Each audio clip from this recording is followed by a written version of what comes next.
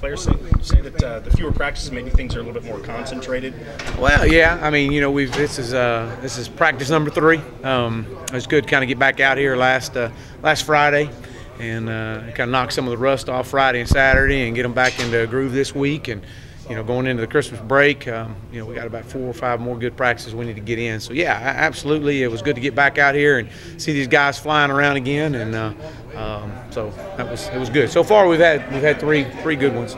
Taj was we were talking about the chance that he would go to Ohio State originally. That they finished number 2. This has got to strike you as very ironic that his final collegiate game is against the school that finished second to Clemson. Yeah, it is. And you know, I know again, obviously, you go up against an opponent like Ohio State's only lost 1 game in 2 years. I mean, it's you know, we got a big task ahead of us. They got a really good football team and they're very well coached, very sound, and I know Taj is excited to go against them as we all are. Coach, you need to go ahead and just ask. Huh? The rumor out there, you interviewed for Arkansas State. Is that? No, I haven't interviewed with Arkansas State. Okay. No. Did they contact you though? No, I haven't talked to anybody from Arkansas State. Let's talk about. Huh? Go ahead. Anybody else reached out to you at this point, or has anybody else reached out to me at this point? I mean, no. I'll talk about the Orange Bowl. Okay. Yeah, hey, Orange Bowl. Yeah, right. Orange. What you want?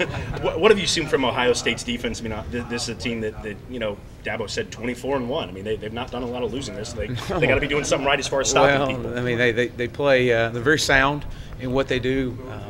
You know, they're obviously. I think their record speaks for themselves, and I mean, they're extremely big. They run well. We got our hands full, and we're going to have to play well. We're going to take care of the football. But you know, what a great matchup for the Orange Bowl. We're excited about it, and you know, we still got plenty of practice ahead of us. We got to have a great plan together, and we will. And you know, what a great gauge of our program going against a team that, you know, really a couple plays away from playing for the national championship right now. A lot of the players have said that they don't dwell on the last trip to the Orange Bowl, but they haven't forgotten it either. I would assume that the coaches are kind of in that same boat. Well, absolutely. I mean, you know, it wasn't a pleasant experience, but you know, again, that was 2 years ago, and you know, these guys remember when we were down there and the defeat and all that, but you know, the thing that we're built on is obviously what we did last year at the Chick-fil-A Bowl, and how those guys responded and came back after a you know, loss to South Carolina and responded well again, played well against LSU, and that's what we're going to ask these guys to do, and that's what these guys will do. On paper, it looks like almost the exact same situation. Is that simplifying things too much? Well, you know, I don't know about that. I mean, like you said, you know, they're a very, very sound football team, and but as we've talked all year long, it's been about us, and you know, we've got to take care of the football. We've got to execute the system and play within the system. All right. The year before Urban got to Ohio State, he spent some time here. Right. What do you remember about those encounters with him? Well, you know, he called several of our games, and you know, I obviously I had known Coach Meyer from him recruiting some of our players, and so yeah, I mean, you know, in developing a relationship with him during that year, I think, like I said, called 4 of our games, and was able to talk to him quite a bit and kind of bounce ideas off of him, and you know, just you know, obviously he's won a lot of games and very well thought of in this profession, and so it was good to talk to him and how he used some of his players and some of the players that we had, and just kind of bouncing ideas off. I mean, that's what you do in this. It's a big fraternity, and you just kind of bounce ideas off each other. When he went up there, he talked to you, didn't he? Felt you out about maybe joining him. Mm-hmm. What was some of that? What was that process like? How much, well, I mean, it was, you know, it was. I was flattered and honored that he reached out, and we got back in the profession, and after taking a year off, and was, you know, very much was intrigued about what we did offensively, and something that he wanted to do, and a version of it, and so yes, when he reached out, and we spoke several times about it, and that's kind of the way it was. You studied him a few years before, maybe his run game concept.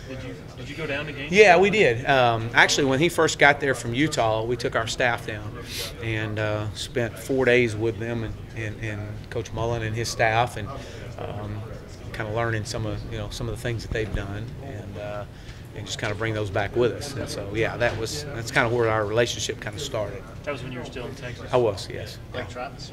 Or? No, I was in Stephenville at the time. Yes. Yeah. And so he wanted to, I guess the new wrinkle he added, borrowed from you, was the tempo, because he never ran tempo Right. in Florida. Is that the biggest thing? That's a lot of it, and of course, watching them, and we trade film everybody gets each other's film, and so be able to watch them this year and see some of the the wrinkles that they've done and added, and just again, you kind of share ideas through this profession. So yeah. I guess the biggest thing he's brought to the game, though, is finding defensive tackles and turning them into quarterbacks. Oh yeah. I mean, a guy like Miller, who just 10 years ago, that's not a quarterback. He's a. Do you get enough look at a guy like that on offense, even though you're studying defenses? Yeah, I know. Well, actually, we studied Ohio State's offense last year, and being able to watch him as a, what a great athlete he is, and very much can change the game in a hurry. As the offense evolves, is that kind of more prototypical, given what Gus has been able to do with the run at Arkansas, at Auburn? Well, I think you just got to do what fits your guys, and and what you're built for. And obviously he's an unbelievable athlete, and definitely creates and plays in space. And so that's what they're trying to do, is trying to get as many one-on-one matchups with him in space, whether that's on 3rd and 15 or 1st and 10. And us on the other hand, we've got some of our guys are we may be a little bit different in some areas, and so you just got to build on what you have. Are you concerned about guys maybe losing focus on the game and looking beyond it, guys, because you've got several guys in key positions who are or may be coming out? Well, you would hope not. If they haven't shown it.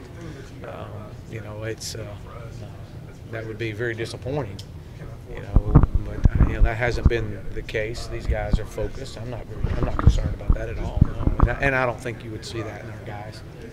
A few weeks back, Dabo and Taj spoke a bit about Deshaun, because he signed his financial aid agreement. And now that you can openly talk about, what's your take on him as a quarterback? Well, obviously, I think the records speak for itself. I think what he's done in Georgia and the records that he's broken have been pretty remarkable. And in just 3 years, essentially. Obviously led his team to the state championship last year and got beat one game shy of it this year. Very talented, very athletic. He's a playmaker. There's no question about that, and we're excited about him. And obviously, I've been recruiting him since he was a freshman, and so it's been a long haul, and I'm finally glad that we're going to have him here and be ready to watch him perform this spring. It's going to be it'll be very challenging for all of them this spring. It's going to be a great quarterback race. Because you guys got in on the ground floor with it, do you pat yourself on the back because you noticed him so early, or do you feel lucky? No. It's been a collective effort by everybody involved, and obviously he's a young man that has been true to his word, and we knew we were going to have to battle some waves along the way. But I remember sitting there as a freshman in sophomore year watching him play basketball, and I was the only coach in the stands, and just thinking, hopefully this is going to be worth it. So just building that relationship, that's what you do, and obviously he's done an unbelievable job. Great basketball player also. The last two Heisman winners were redshirt freshmen. Coming in January, will that accelerate the process? Well, I think anybody that comes in January, not necessarily just Deshaun, all of them. Anybody that comes in January is ahead of the game, because you get to focus on yourself and learning the offense. We're not going to definitely, a lot of work ahead, and it'll be a great quarterback race this spring, and very competitive, and it's going to be interesting to watch these guys grow. Those guys, whoever wins the job will have a big legacy to fill. What do you feel Taj's legacy is that he's behind? Yeah, that's a great question, because he's the next guy that comes in, because there will be another guy has got huge shoes to fill. not just his play on the field, but how he handles off the field things. To me, that's the sign of what Taj has meant to this university and this program. He truly has been the face of this program and in this university. And take all the records aside and out of the equation, I mean, he is. He's just the way he approaches people and the way that he deals with everybody. I mean, it's really special and really unique because that's not the case everywhere. And so, not only you got to perform on the field, but you're going to have big shoes to fill off the field.